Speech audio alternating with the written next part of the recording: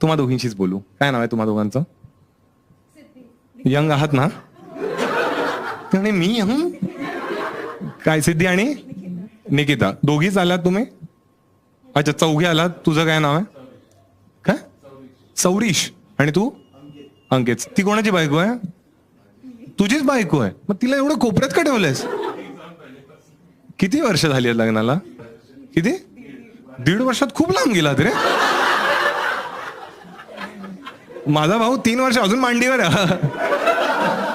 काय झालं? काय नाव तुझं? काय नाव आहे? निकिता. काय कसं लव्ह मॅरेज झालेलं तुमचं? मग तरी एवढं लांब का? मग तू सख्खी बहीण आहे म्हणजे तुझी साली आहे. आणि हा कोण आहे मग मध्ये?